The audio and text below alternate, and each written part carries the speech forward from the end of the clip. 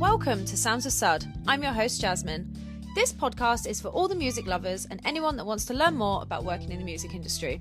Bringing you interesting insights and wild stories from DJs to festival organisers, we talk to all of the people behind the scenes that make the magic happen. So make sure to hit subscribe and I'll see you on the dance floor.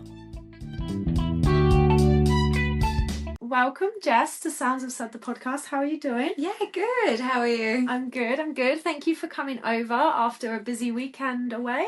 Yes. Where did you go? I just took a trip up the coast. I had a little bit of a drive. Just needed to get out of Sydney for a bit, so just went for like a bit of a hike and stuff in some. Oh, a wholesome one. Yeah. Nice. Yeah. Many of you?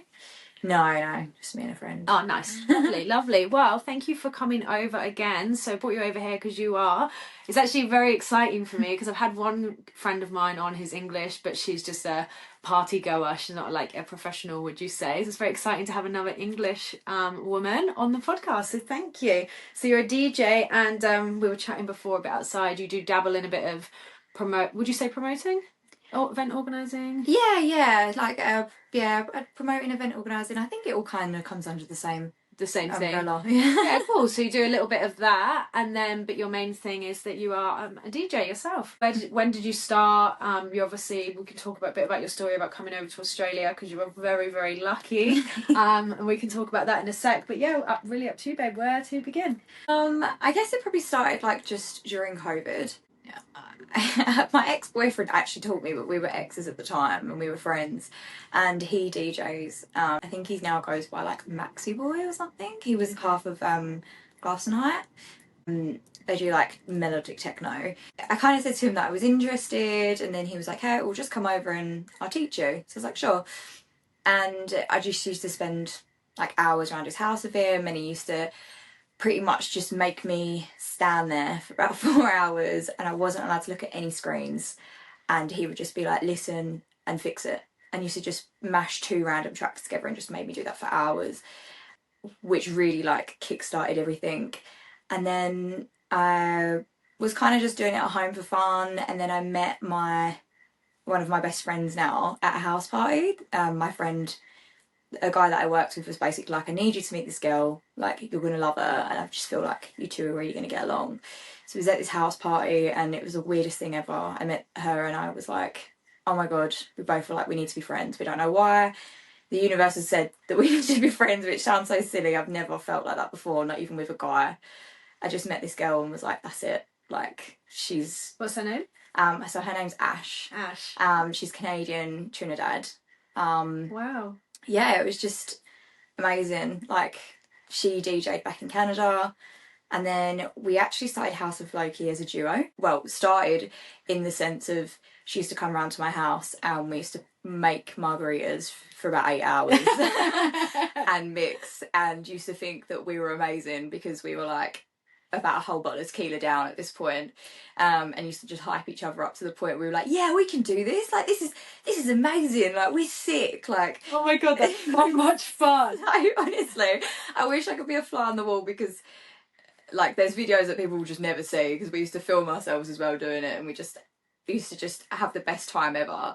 I felt like we used to have like sleepovers as well, you know, when you're like a teenager and you do all that together. And then Max helped me get my first gig with her, and it was in Flinders.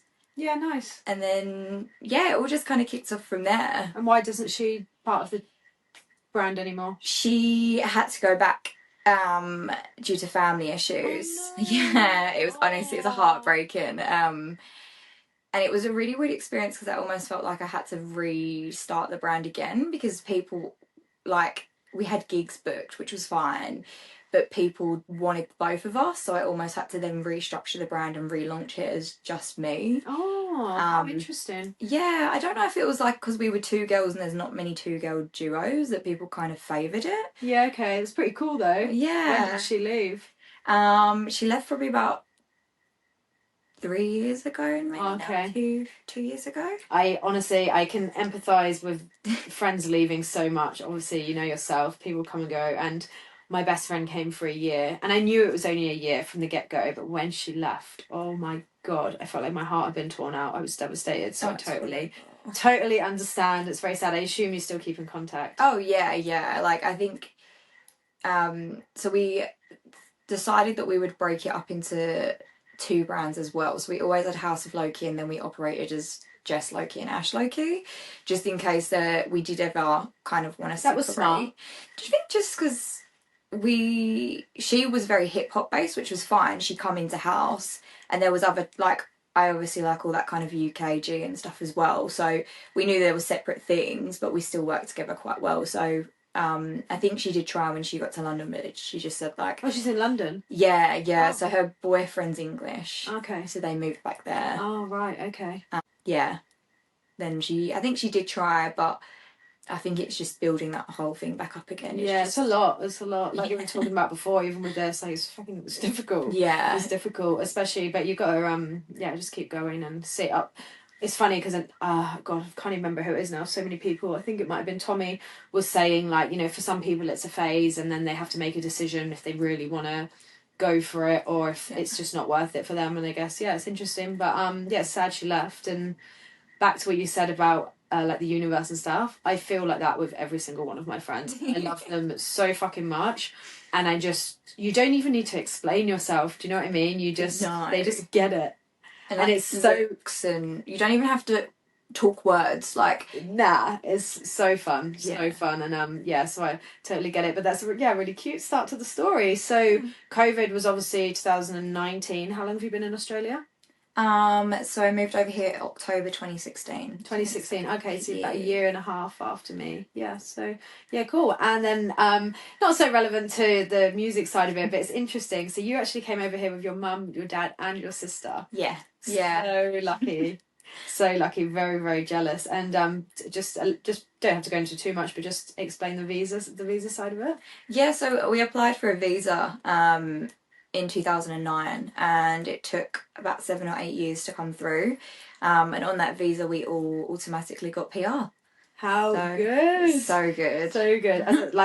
I love my life here, and you can never say for good, but for the time being we're definitely have no intentions of going anywhere. But it's hard being away from your family, so even to have a few of them here, that would be, I can't even imagine what it would be like to have my parents living over in DY. Oh, it's so nice. We still do the Sunday roast dinners, that is just tradition. Oh, that's so nice. Yeah, that's so cool. All right, so you've learned to DJ, you had a bit of a duo, and then did you have a break at all after your friend left, or did you just continue straight away? I kind of just continued. I kept saying that I was going to take a break, but I just always kind of kept having these things fall on my lap that didn't make sense. I kept being like, oh, I'm going to take a break. And then I'd say no to a few things, and then I'd get one thing land on my lap, and I'd be like, okay, well, it's silly to not do this. And then... Like what, for example? It'd either be something... we got a gig from an influencer to be on her yacht and party for her birthday. It was Michelle Battersby, which I think she's now in the US, but she saw us playing at Tropicana, which doesn't even exist anymore, in Manly, and found our Instagram, and just funny little things like that just kept kind of happening. So the universe again. Yeah, I think I was like, no, I'm not going to do it now, and then something else would come, and so it just... As much as I kept trying to push it away, I was like, oh, well, I'll just embrace it now. Yeah. Just go for it. If the universe is telling you something, I'm all for it. I'm not religious or anything like that, but that's one thing. I don't really know how to describe it. I just believe that everyone is supposed to be where they're supposed to be. Sometimes it's fucked up. Sometimes it's positive. You just have to ride the waves and just see where it goes. But one thing I try and live by is it's always all right in the end. It might take months. It might take years, but you always generally overcome whatever you're going through, and keep going. And so at the moment you still have a 9 to 5, so I know myself, a 9 to 5 plus a extracurricular activity is quite draining. How do you manage it? I probably don't. I think every time I'm always like, oh, I'm at breaking point, and then I'm like, oh no, it's okay, you can keep going, because again it almost just feels like things just keep happening and they seem too good to pass up. Yeah. And I think it allows me to kind of have a really nice creative outlet. I feel like that's my time, and it's the time, it's almost especially when I play kind of like background gigs. I actually really like it. Like I know a lot of DJs like I'd never do that, but what do you mean, like just background at an event or something? Yeah, or like, so I play quite a lot of Wolf Bar, and I do still play the nights, but I generally like playing the daytime ones because I just get to kind of like stand there and look at the water and play like really nice disco tunes and just put my headphones in, and it's almost like meditation. Yeah. Because I'm just like, this is like my time where no one's around me. This is my time. I can just be on my own for like 3 hours, which is so rare. Having a 9 to 5 and being in clubs all the time, just to have that bubble is just so nice. So you've got a day job which has nothing to do with music, but then you also freelance, yes, as well, and do marketing for iRock. So I do the Ivy Thursdays, all the marketing for Ivy Thursdays pretty much. All the social content, all the rogue stuff that you see floating around. Yeah, so I've got a little team of content creators now, which is so nice because when it first started it was just me, but it's grown so much that I now have a little team. I've got April, Zoe and Jared, and yeah, they're so good. They obviously do it freelance as well. Yeah, so April's with iRock like part-time, and then I've got Zoe and Jared that are freelance. Yeah, and I think just it's a win-win, right? Like I don't have to be at Ivy till 3 a.m. anymore and go into the office the next day, and they get to party backstage, and we obviously have like celebrities come and stuff like that, and they get to be in that environment, which as an 18-year-old is amazing, right? Yeah, like this is what I was trying to say to them. I was like, honestly, like when the good times come here, they come. Like we've been on tables with like Jason Derulo and like stuff like that, and you talk to people like Scooter Braun. To be an 18-year-old and have that opportunity is just insane. Yeah, right? Like, yeah. You just got to put yourself in the situation, and who knows what's going to come for them as well. 100%. They'll meet this person and talk to that person, and yeah. Sorry, back to what you said a second ago. You were staying at the Ivy till 3 o'clock in the morning, then getting up and going to work. Yeah, I could never. I don't know how. And you know what? We were actually drinking at that point, so we would like finish at like 1, and then we'd probably drink for a couple hours, but we'd just be about if they needed us, and then I'd go into work, and it was horrific. Like I think I only did it a couple of times, and I was like, I could not handle this. Like I don't even drink anymore. I do like 3 months at a time sober and stuff. Yeah, because I just the hangover, babe. No, horrific. No. I think it's one thing, like, not that I can really remember too much. I've been here for 9 years soon myself. Back in England, if you're hungover and it's raining outside, it's like, yeah, what of it? But here, when you have all of this amazing stuff on your doorstep, when I spend a hungover day just moping around the house, I feel really guilty, and it makes me feel a bit ugh.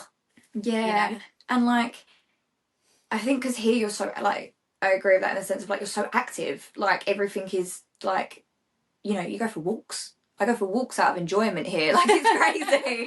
Like people get up and watch the sunrise here, and not because they've partied all night, because they generally want to get up and watch the sunrise. Like the sunrise was amazing this morning. Oh, see, I'm not there yet. I'm not at the early sunrise stage yet. It's everyone else. I'll go for walks. I like my walks, but yeah, like I think when my life got busier as well, and the DJing picked up more and everything picked up, I just was like, you can't be here till this late. Like you're not going to give 100%, and it doesn't benefit anyone in that instance. Yeah, eventually you can do it and do it and do it until you can't do it anymore, and then you might end up missing something really good because you've pushed it too far or whatever. Yeah. So what would you say has been your best, or doesn't necessarily have to be biggest, but best gig or most exciting gig that you're like, oh my god, I can't believe I did that one? And probably when I got asked to play Above. Yeah. That was like a real... So when I first started DJing, I wrote myself like a list of goals. The first one was playing at Sash, which I did last year. Oh, congratulations. Yeah, I played it for the Canvas Boys, did like a takeover, and that was on my goal list. And then the next one after that was to play at the Ivy on the main stage. I had done it before, but for Courtyard, which is like a quarterly event. So then when I actually got to play for Above, which was like purely house, and it was like run by the One Hit guys and stuff like that, I was just like, it felt like I'd really got to a point where I'd achieved something. Yeah, that's so cool. Really Congratulations again. Thank you. And then probably running the events. So it's picked back up again, but me and Ash used to run them together. And I remember when we ran our first one, we were literally like sat there around our house, we were drinking like Courage gin and sodas, and we were like, oh my god, if no one turns up, we're literally gonna cry. Like we're gonna sit here, we're gonna cry. And it was just so angry. We were horrible. Like it just felt horrible. And we had sold out, but I think you just panic, right? You're just like, what about if no one shows up? And we had like a queue going out the door, like people messaging us, like it just was such a relief. And we were like, oh my God, like we can actually do this. Like this is something that we can actually do and build on. And, you know, our whole thing is that we like to kind of bring a lot of girls into the community and stuff like that and give them a bit more of a voice, which we was able to do with those first events. Yeah, that's so cool. Where was the very first one? The first one was at Tropicana in the beaches. Yeah, I spent a lot of time in Manly. I've got a whole friendship group over there, but I've got no idea what you're talking about. So do you remember, so it used to be Brooklyn. No. Do you remember it was Brooklyn? It was on the beachfront and it was like a cafe at the front and they had this little alleyway that went around the back and it literally was like a whole underground club. Oh, I know that, but it was Sugar Hut. Yeah, I think it was that. If the guy basically changed the name about 4 times. Oh, right. And then he sold it and then bought Label. Okay. I think his name's Kieran. Oh, Mixed Methods used to play there, do her event there. Yeah. So that's how I met Penny Mac, Sam I Am, Jordan Love, Smeaton Hughes, Mixed Methods. So we used to do like. I know Sam and Penny. I met them on a ski trip. The same ski trip I met Tiffany on, who's been on the podcast 2 years ago. Because oh my God, I can't believe I've forgotten his name. English guy. Oh my God, Like the Musk ones. Yeah. Benny. Benny. God, Jesus, I had a total mind blank there. The one that was on F-Boy Island. Yeah. It's funny because I did think to myself, God, he's been really quiet on social media. Like, I just thought, what happened to him as he stopped DJing? And then there he was, like, on the thing. I didn't watch it, but I saw it on social. Did you not? Funny. No. Oh, I loved it. Was it funny? It was. He's just funny. I suppose he's a friend of yours, I suppose, where he's not my friend. So it's like, you know, if one of my friends was on a TV show like that, I'd definitely be watching it. Friends within the community. Yeah. He's like, she's not my fucking friend. Everyone's friends. But yeah, so Penny and Sam are really sweet as well. They're good friends, so it's pretty cute. They are probably 2 of the people that made me want to go to Defected Croatia, I think, because they were both there.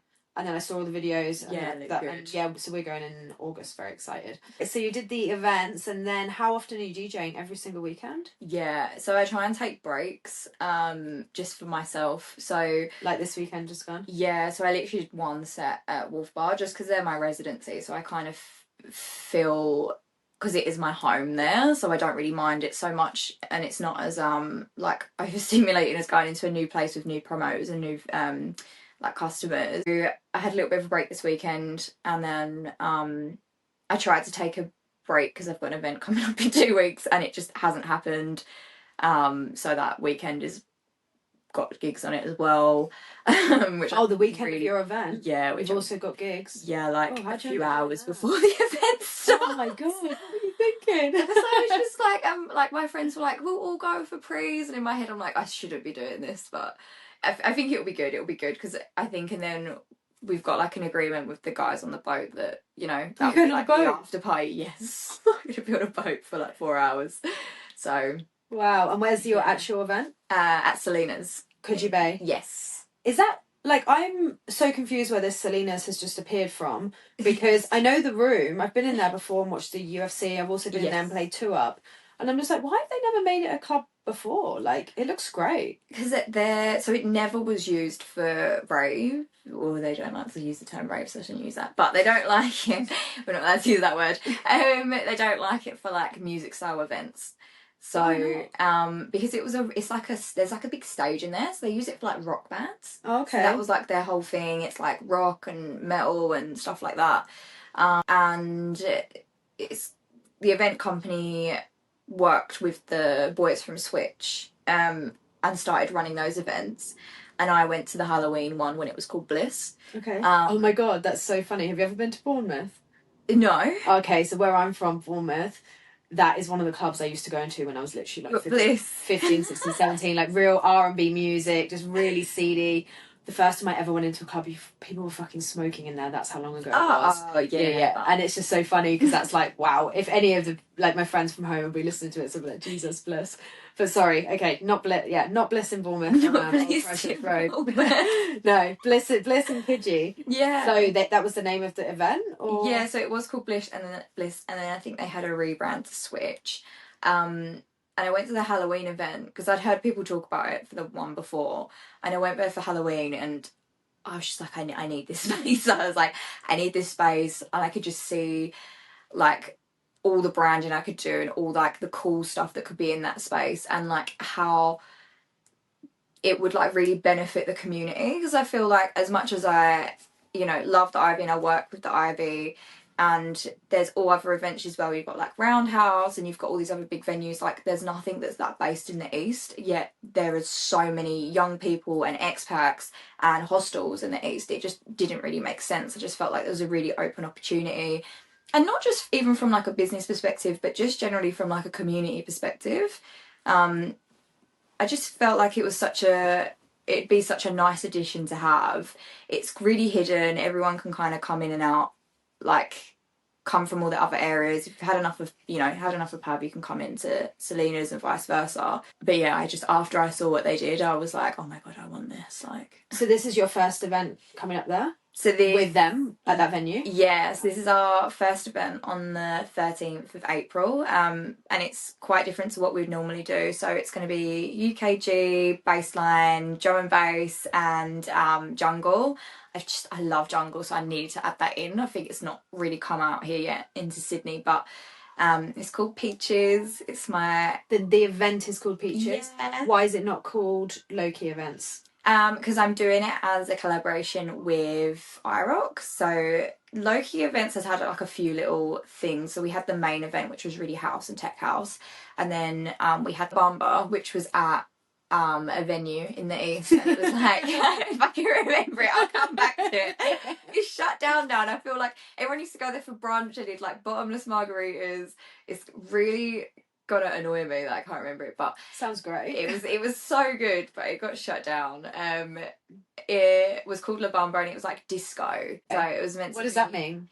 I did it as a collaboration with the Glass and Hype boys for Dopamine Events, and I couldn't tell you there was a reason. Hilarious. Hilarious. Oh, the song.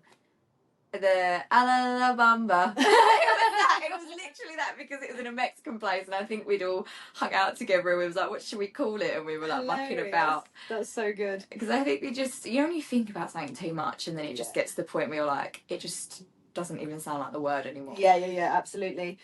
So I can't even remember the question. and then the addition. So then under Lowkey, there's like other sub brands. So okay, cool. So this is going to be the first Peaches. This is the first Peaches. And how many DJs? We've got. So I'm jumping in, which was a very, very last minute call. So I'll open so I can enjoy the rest of the night, and then I've got Kill Bill and Gaz the Keys are coming on as a B2B afterwards, and then we've got headlining, we've got Cotto, Don Darkio. I've probably he's maybe one day he can come play your event, then he can come on my podcast. He can come and give me his number. But no, I've got like a whole list of friends that have basically made me pretty much sign a contract to say that if I ever met Dom Dollar, that I have to set them up. Like, no questions. Oh my God, babe, you definitely get first. They're literally like, I don't care. It's me. Like, I've literally got like 4 people that like got it all lined up. So hilarious. I know. And then closing, I've got Sublimited, which is a UK jungle DJ. That's so cool. Yeah. I haven't last year at Pitch they had lots of UK garage. It was incredible. DJ EZ. I actually made my reel of Alex Buer, who obviously we're both friends with. I put it's based on the one we were watching his set basically. Yeah. It was so much fun. So much fun. What time is Selena's open till? I think like 2:30, 3 a.m. Oh, is it really? Yeah. I just had in my head that the reason they had never done stuff in there is because their license isn't late enough to do it. That's what I assumed. No, they've actually got, I think because it's like outdoors and stuff like that, and it's quite an old venue. I think their licensing... Outdoors? Is it in the actual courtyard? Oh no, because obviously their whole licensing covers the whole venue. Okay. But I think I think it's more because they don't want the ag that comes with it, if I'm being completely honest. Like, I think they see other venues doing it and it worries them. So I think it's obviously like, people have to do what's better for the community, right? Like, don't be a dick. Like, that's just like a simple rule. Like, otherwise you just ruin it for everyone else, and it's just so much harder to do these venues because people don't want to take the risk. Where And there is risk, like obviously working in that field myself, like licensing risk. The person who holds the license is personally liable, not the company. Yeah, that's why they have to obviously get them and stuff. That's hectic. And so, did you just approach them? Yeah. So it was all a bit of a mixed bag, really. So they'd spoken to the boys at iRock, and they actually, the people that run CBH actually wanted us to put on a festival at CBH. Which that's interesting. Oh, you can't come and do a night here, but you can do a festival. Because they were like, and you can take over all the rooms, right? And I was like, I actually really want that room. So this is kind of like a conversation starter. Anyway, we went through back and forth to this festival, and there was some like, they had to get additional licensing or something like that. So it ended up not happening. So hashtag make CBH festival happen. But so then that started off the conversation, and it's actually run by a third company, which we then had to have the discussions with anyway, because if we run the CBH festival, then we would have to get them involved. And yeah, we sat down with them, and kind of just said to them, this is what we want. They're proper open to like having other stuff. They were like, you know, there's so much house out there. There's just, and I love house. I'm like, you know, I go a Ibiza, I'm such a house head. Like, I'm so here for it. But it just got to the point where even I was like, everything, there just needed to be something fresh that even I was excited about, because I felt like I was kind of losing that passion for it because it was just the same thing all the time. I love UK Garage. So I think I'm going to have to come, because I've never been to an event like that, I don't think. I've seen it at festivals and been, you know, seen certain artists. Have I been to a whole themed UK Garage night in Australia? I don't think so. No, I'm so excited. And I've been here a long time, so yeah, we'll have to change that. But it's hard, do you know what I mean? I could go out every weekend and then you're tired and I've got to do all this fucking shit, editing and stuff. No. But you can also go, I mean, it's in the suburb next door. I can, if I really want to, go and just go and then come home. Do you know what I mean? It doesn't have to be this huge expedition. And I think like what we're quite lucky with as well is that because of there's so many expats over here, when we actually look at the people that we know personally that are going, we actually have quite a big age range. So where Fred again has kind of come over, he's introduced this sound and the break beats to this younger audience, but we've all got a lot of older friends that have been craving for UKG to come over here and drum and bass and stuff. Oh, do you think there's going to be a lot of young people there? Because of Ivy Thursday and stuff like that, a lot of the audiences and stuff that are approachable within our network are younger. Oh, interesting. And in that community, we're kind of like trying to also educate to be like, this is what you've been hearing from Fred again. This is what you love. So, you know, you can kind of stay in that circle and stay in that bubble and come and hang out with us. Without sounding like, you know, luring children into like a club. You know, this is the vibe, the branding's pretty fresh. What you want, like come here, like, so yeah. And then we've obviously got like a lot of the older crowd and stuff like that, which probably are gonna come in, have a bit of a like dance, listen to the tunes, and then leave. What's the capacity? So I assume it's just the back room. So I come into CBH as normal, and then I show my ticket at the back room. Yes, like you show it at the front door. Okay. And then they'll lead you through to the Selena's room. So you enter on Coogee Bay Road? Yes. Yeah. I don't know. What's the one at the beach called? I don't even know. I don't know. Yeah. Well, anyway, you'll enter on the one on the hill next to the sports bar. Yes, yeah, there's that one. And what packs? So it depends if we open upstairs or not. So if we open upstairs, what do you mean upstairs? Like, upstairs, it's massive. It's massive. What? Yeah. I thought that was like a hotel. No, it's like you go in and you've got the stage, and then to your right you've got a staircase, and it's no got fucking like a way look over point. Wow. Just downstairs and then with upstairs. What's the numbers? I think it's like 1,700, 1,500. With 1,000? Yeah. What? Yeah, but if it depended on ticket sales, we might just keep. We're hoping to get like 1,000 through the door, so to keep that downstairs. Fucking hell. But obviously it's our first event, so we don't want to overshoot. But even with like 300, 400 in there, it's nice. Like, and we're gonna control the space to make sure that it feels like homely in there. Wow. So how many people are involved in the organising? Just two? So you have to collaborate. Yeah. But on the night, how many people are going to be like working in that for that particular thing? I'm not sure. Maybe like 5. Okay. Because but so Selena's has like controls of the bar and stuff, so that's them. And then our staff are pretty much doing all the pre stuff. So the guys that run the venue will do all the lighting. They've got all the production. Yeah. Yeah, nice. Yeah. And how much are tickets? The tickets are sitting around $30, or you can do like a 3 bundle and they're like 24-25 each. Okay, cool. And will that be, because this will come out the Thursday, so it's Thursday today when this is coming out, and then your event's in 2 days' time. Yes. So they'll probably, so will that bundle still be on? Yeah. It should be. It should be. Hopefully, it's sold out. Wow, But that's good. I reckon I'm okay. No, I definitely. I'm so invested now. Definitely want to come. And then what else have you got on the horizon?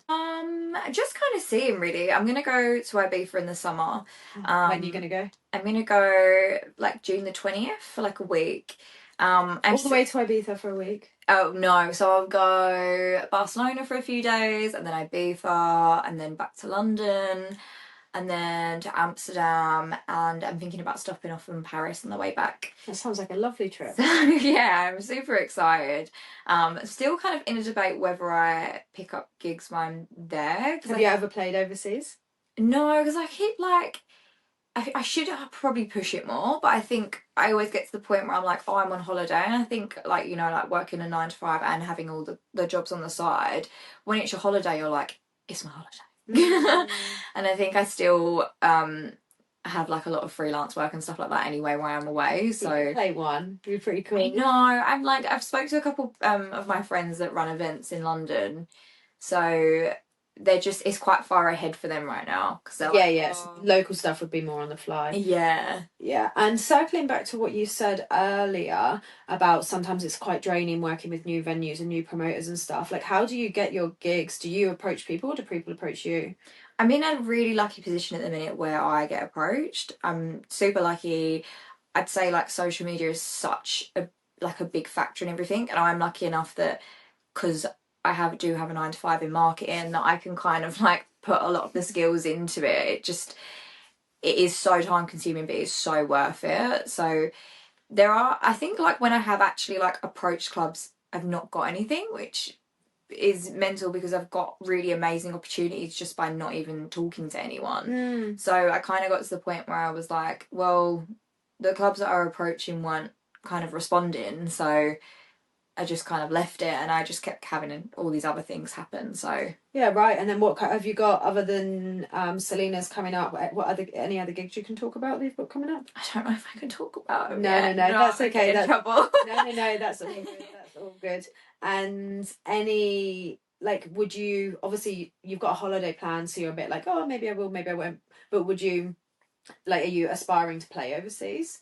Yeah, but for the purpose of going to play, not going on holiday and then playing. Yeah, I think if I'm in a work mode, it doesn't matter so much, because I feel like, especially because when I go back, it's to see like friends and family, because people meet me in different countries. So I almost feel like a bad friend to be like, I know you've come to Barcelona to spend 3 days with me, but I'm actually going to play a gig and you need to tag along. They love that. They do. I just always feel super guilty when you have like people come and they kind of have to like, you're separated from them. Like, it's nice when you have the gigs and they can be backstage with you, but that's not always an option. Oh yeah, they have to be backstage with you. Yeah, otherwise they just stand there staring at you, right? There you go. That can be your rider. Yeah, I'll do it. Yeah. My friends have to come backstage with me. How many is there? 25. Yeah, that's so much fun. And then any things in Australia that are on your bucket list, or even beyond? I think I'm just really excited to see how Peaches goes. Like, I feel like there's so much opportunity for it here. Like, I am like in like wondering if we've hit it too early, but I'm kind of just riding the wave, because just to be like, do you know what? Like, if it's a learning experience either way, but the plan is that, you know, we want to bring people over from the UK. That is the plan. So that's in discussions at the moment, and we've got promoters in all other states that we've connected with that want to do this with us as well. So a lot of potential. Yeah, I'm so excited. Like, we've got a list of people. If anyone else has any recommendations, 100%, like, send you a message, send me a message. Like, we want to hear what other people want, and we want to get a list of people together that we But can in UK garage. UK garage, drum and bass, bassline, jungle, any of those 4 genres. Like, you know Parker? Yeah. He's very good. Wow, yeah. I'm sure you guys probably collaborate at some point. He's awesome. I love his style of music. It's fucking very cool. Do you do any production? Bingo is trying to teach me, but his production course is amazing. I just didn't have the time. So I'm actually going back to his classes in May. Who is he? He's a DJ, Bingo. Okay. Benny, if other people know him personally, but he is teaching me. I just had to put a pause in it especially with Peaches launching. I just wanted to put all my attention into that. Yeah, it's my boyfriend is trying to get into the production side of it at the moment as well, but it's like, I can't remember, Nate, who came on before, he was saying, like, you need like this much dollar laptop because it needs to be able to have, like, my I've just got a little MacBook Air, you should hear it, it's like like overheating and shit, so you obviously need the right equipment, which is investment, and like it's just one thing at a time, just master one thing and then move on. There's no need to rush through it, I suppose. Have you ever played at a festival? No, to be fair, that is on the list at some point. I did have a look at a few things over here. I feel like the festivals are really struggling over here though. Like, they just I don't know if it's because there's new ones coming up, or I'm not really sure, but obviously it was Splendour in the Grass cancelling, which was a massively iconic festival in Australia. I'm just quite interested to see how the landscape goes for that. I think it's sad. Like, I think that culture does need to come back. Like, working with working in marketing and in all the events side of things, there is a lot of studies that kind of show that Gen Z just don't want to party like that anymore, and there's just less of them, right? They just don't. I remember you'd go out for like 4 days in a row, and that was standard. Like, you were just a normal person if you did that. Like, the people that went for like a whole week, you were like, wow. But like, people just don't do that anymore. Like, that's just not part of the culture over here. It's, especially in like young Aussies, they just can't handle it. Or they just, it's something, like, I was reading something about it, and it basically said that because they had their peak years in COVID, they kind of don't know what they were missing, and they just didn't experience it, and now they've kind of come out of that hype stage and they just don't want it. So whether now COVID's gone, that new generation come in and build it back up again, but there's definitely like a gap. Yeah, it's interesting. Yeah, it is interesting. I can't even remember what I was going to say. One of my friends was saying about the festivals being cancelled, so that's like, there's been a few, Splendour in the Grass, Groove in the Moo. They were saying that people don't want to do camping festivals anymore, and I'm like, sorry, hang on a minute. I would much rather go to a camping festival any day of the week than to any event. I love going to camping festivals, and you can do like glamping or RVs, and I've had so fucking much fun. I think camping festivals in Australia are the best I've ever been to. Have you been to any? Yeah, so I did. So the Musk Boys, the ski stuff, they did a New Year's Eve one, and it was like proper in the bush and stuff like that. And then I've also done like Pitch and Strawberry Fields. What year did you go to Pitch? Oh, it was not last year, the year before. Okay, so I went last year and this year. Yeah, and Strawberry Fields, when did you go there? November. I was there too. Yeah. No, we were meant to go Pitch. Me and my sister was meant to go Pitch last year, and the day before we got an email from our camper van, and the guy that had used it before us had smashed it up. Fuck off. And they were like, we've got no cars left because of Pitch.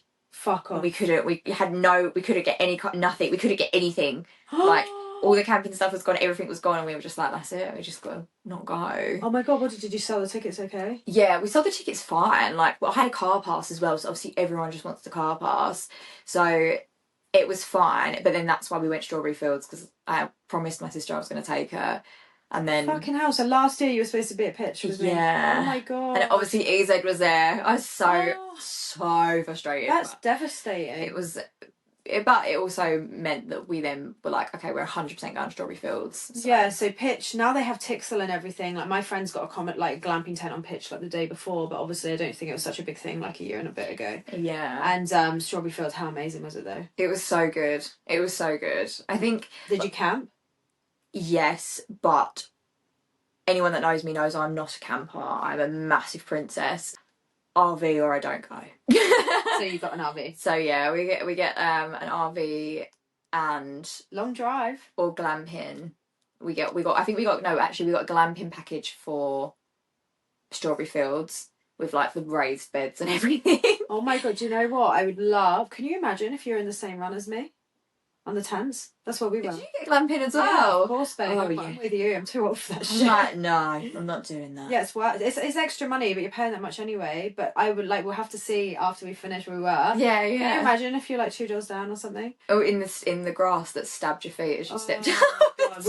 We were quite near the showers and the toilets and the chill out area. We were by the water. By the water. Down the hill. Yeah, fair enough. Yeah. And then what else? Oh, we did Lost. I've done Lost. Yeah, me too. Me too. It's good. Yeah, they're incredible. So see what I mean? Like the thought of not got I've never seen anything like it. There's a festival called Lost Village in England that I really want to go to. Oh yeah. It seems to me those people must have been to Strawberry Fields because it seems like very similar. I'd be surprised if they didn't, because it's only a relatively new thing, I think, for like 4 or 5 years, but that looks incredible.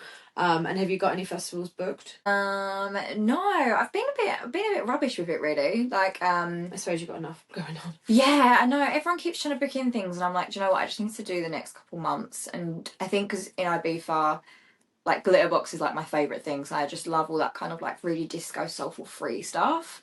So I'm going to do a lot of that when I'm in Ibiza and just kind of see where I land. My little sister, who I'm going to Europe with as well. You sound so close. Yeah, she's my little party friend. Oh, how old are you? I'm 26. And she's 19. Oh, baby. Yeah, that's why I'm going to take her to her first pitch. I took her to her first festival. That's when we went Lost. And then pitch is just hands down my favourite out of all of them. Like I just absolutely love it. So I was like, I need to take you. And then when we couldn't, I was like, okay, I'm definitely going to take you to Strawberry Fields. So did you go to Mirage Motel? Yes. So good. We just lied there for hours. Yeah, and then literally we hadn't seen one of my friends, Harrison, for about 3 hours. Then he just walked in out of nowhere, and I was like, because obviously everyone's lying down, so you can see him walk in. And I've said this before, so sorry, but when we went to leave, his shoes were gone, but the same exact shoes were there in a size too big. Oh, fuming. But then it was obviously way worse for the other person, and they had a silent exchange the next day. Oh, that's good. So funny. So funny. Yeah, but it was just like, we'll never know who it was. I was trying to find them, but I don't think I've got enough listeners to find them yet. But but yeah, sorry. So you went there and nothing else booked in? No. So and then my sister comes Ibiza. So when we go Ibiza, my friends come and she comes with me. She's been to Ibiza before? Yeah, I took her last year. So you're 19, your sister has been to Ibiza, who also lives in Australia, and I haven't. Right, I need to sort this shit out. It's honestly, and she gets to come backstage with me. She gets to meet all these amazing. I said to her, my mum tried to say it to her, and I think she just doesn't get it. My mum was like, you have had such an unreal life. She's partied in Ibiza, she's gone to all these festivals already, she's done all this amazing stuff, and she's just like, yeah. Does she have an Aussie accent though? It goes in and out. It's nowhere near as strong as mine. Yeah. Mine I feel like it's weakened, but a lot of people disagree. Yeah. Well, I knew straight away. That's why I messaged you, because I don't know how one of your videos came up on Instagram, and I was like, oh my god, she's English. UK Garage. I was like, that's so fucking cool. So thank you again, by the way, for coming over, because it's really nice to chat to another English girl, especially on the other side of it, because it's a big community but a small community at the same time. Yeah. And there's so many expats here. There is obviously a lot of different nationality DJs, but it's cool to find another English one. I feel like I've got a little bit English bubble, to be honest. Do you? Yeah, because the IROC boys are both English. Is it just 2 of them? Yeah. Oh, okay. Ian and Matt. Yeah, so they've been running IROC for I think it's something 15 years or something. Oh, wow. Yeah. Wow, that's so cool. But yeah, they started off working with hostels and telling hostels where the best parties and stuff, where to go. So then what are your what's your ultimate goal with the whole thing? Would you like your 9 to 5, or would you like to not be working a 9 to 5? Do you know what, I go between this, I change my mind every week. Some days I leave the office and I'm like, I hate my life, I don't want to do this anymore. I'm just gonna do DJing, I can survive on DJing and events. Do you? Do you know what, I'm a princess, so I just don't want to. and especially because it's summer, right? But as soon as winter hits, everything's so unpredictable over here. People don't want to leave the house. Like, it's very different. If beaches makes a difference, then maybe. But what would your what's your goal for it? Would you love it to be weekly, monthly? Best case scenario? I like it monthly. I think because I feel like weeklies should be run a bit differently to how we're running Peaches. Mm-hmm. I think weeklies need to almost have like a bit more like access than I think the venue probably holds, like in the sense of it's quite hidden, it's like in that kind of bit, but it's quite cool and it's a bit more iconic, so it's more about that experience at one time and kind of enjoying it and then looking forward to it, when rather than being like a event like we have with Ivy Thursdays that people just kind of come in and out and they know it's there every week and they come because there's big groups of them. We want it to be more about like the music and stuff like that. Yeah, that's cool. It's exciting. Yeah. Cool. Anything else on your story that you want to touch on? Any highlights, lowlights? What's been like the biggest struggle for you throughout the whole thing? I think, and people can agree or disagree, but I do think that probably it being such a male dominated industry, so I feel like when you first start and you're a girl, it is, I felt like it was a lot harder than guys I knew that were doing it, and to get on a lineup is a lot harder, and sometimes you're almost put on a lineup purely because you are a girl rather than like your actual mixes or stuff like that, which I can't complain about because it's got me where I am today. So it does have its pros and cons to it, but we definitely have built like a really nice little female community. We've got like a little group on Instagram. There's quite a lot of us now. There's probably about 30 of us on that group. Wow. Yeah. In Sydney. Yeah, so I kind of started it off because there was me and about 10 other girls, and I said, right, we're going to start this chat. Like, if there's gigs that need swapping, let's swap them with each other, so we still know that there's other females that are going to be on lineups and we can connect with each other and we can still allow each other to push forward even if we can't do that gig. And then other people obviously met other girls and they were like dropped them into the chat, and yeah, now there's loads of us. There's like, it's like a nice little thing. We swap stuff. If there's like house parties and stuff like that, everyone drops them in. We have tried to do a meet up, but it's really hard to meet up with other DJs because you work all weekend and then everyone obviously has 9 to 5s as well. Yeah. So I think that's coming on the horizon. But yeah, I think I started House of Lowkey because I wanted it to be for women and I wanted to kind of help other girls realise that, even though it's super male dominated, you can do it. And it's kind of like who you know and stuff like that. So just knowing all them other networking and stuff like that. I fucking love it. Girl power. It's way. Nice. It's nice for you to take the initiative to actually make it happen as well. Like, so many people just sit back and spot the problems and talk about the problems, but I'm like, yeah, but you can, do something. Yeah. I feel like so the Peaches, I'm obviously on the Peaches lineup, but I do want the next ones to have more girls involved. So I have actually, just by doing Peaches, I have met more girls in that space because all the girls I know do house and tech house and tech. Well, unless they're English, they're probably not going to be as familiar with it, right? I mean, obviously there is garage over here, but to be invested in it, and there's one thing to like it, but it's another thing to like it enough that you've got a whole library to play. Yeah, 100%. So I think just by having Peaches run, quite a lot of other people have been messaging. So I've got a few girls now that I definitely want to put on the other ones, and any other like girls and guys, but I definitely want the lineups to be more equal, just to kind of give people that platform. I think it's very important. Have you ever had any, and sorry, like, don't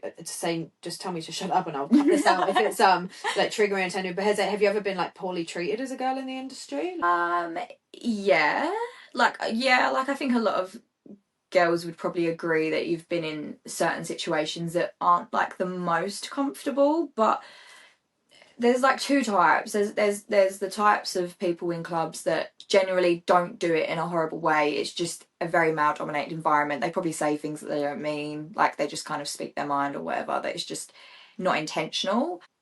And then there's other ones that it is very intentional. I think if you can pick out them, and it's just about education, right? Like, I think working on the night scene and just allowing, like, even having like my two promoter girls, there's certain situations that I know that they probably need a lot more protecting in than Jared does. And just like kind of teaching them to be like safer in certain environments and stuff, and just knowing that they can always like come to me if anything happens. I think they've had a couple of instances whilst working, being in clubs and stuff like that, they've just asked for help on, and I'm just happy making sure you have like support with you. Yeah, or they've had like comments made at them and stuff like that, so just kind of like allowing them to feel like safe in them environments because they're there 24/7, and just to understand that, you know, it's not everyone's they're one-off situations. You also can't like take every single comment to heart and let it bother you, and you have to learn to like leave stuff at the door, and that's just not in this world. In every world, like you can't 100%. As much as possible try not to take your job home with you because it's not good for your mental health at all. You need that downtime, like you in your holidays. So you're going to Ibiza, so you got your event next weekend, which will be 3 days time when we release this. You've got your holiday coming up in June. Anything happening in like May time? I think just a lot of gigs. If we've got Peaches hopefully running on the 11th of May. Well, again. So everyone come next Saturday and make it a sellout. We'll go in this mystery upstairs room. I was like, what the hell? I was like, no, I definitely want to come. And yeah, it's very exciting. Anything else you want to touch on, end on? Any advice for young female DJs who want to get into the industry? I would just say like content is so key. Like, and I know that everyone says that, and I know it's super annoying. And do you know what, anyone, like, I'm super happy to like help and give advice because I know that I'm literally in that industry and I have to be on it 24/7. Like, I'm super open to like educating and helping, and like really, I think it does take a lot of time, but once you kind of get the hook on it, it makes such a difference in your career, and it allows people to see you and to expand your platform, which is ultimately what you have to do to get bigger and to get the bigger gigs, right? So, like, in no means am I a big DJ at all. Like, I don't feel like that at all. Like, there's still so many people. But you're headed in the right direction. Yeah, like, I think it's just, like, a growing stage. Like, I don't, like, I've been, like, worked hard, but also been really lucky. So, I think if the hard work's there, then the luck comes along with it. Yeah, nice. Well, that is a lovely is it sentiment? I don't know what the word to end on. But yeah, thank you so much for coming over, and I'm very much looking forward to seeing what the rest of the year has for you. What's this? It's some of our merch. Oh, I love it. I don't know if I can. Oh my god, my nails need doing. My best friend will kill me. So cute. Thank you. It's like the little friendship bracelets. So we're gonna make them, and then the girls are going to go around Coogee and give some out to people. Oh my god, how many are you going to make? I don't know. I might get, this is like, the girls are like, we're going to come round, we're going to drink wine, we're going to make friendship bracelets. How many? I think we're aiming for like 40. Oh, thank you. This is like, what's the word? Limited edition merch. I love it. Do not break it. I've had a couple of people in America, they do this thing, I don't know if they do it here at festivals, you like swap them with people at festivals. I've seen, like the EDM thing. Yeah, this is super cool. I had a couple from Miami, and I can't remember the ins and outs of it, but someone came onto my boyfriend and it says something, but he thought it was the name of his town where he was from, and he was like, oh my god, how did you know? And it was just, it doesn't say that at all. It's so funny. But yeah, oh my god, thanks again, babe. It was great to talk to you, and I look forward to seeing you again.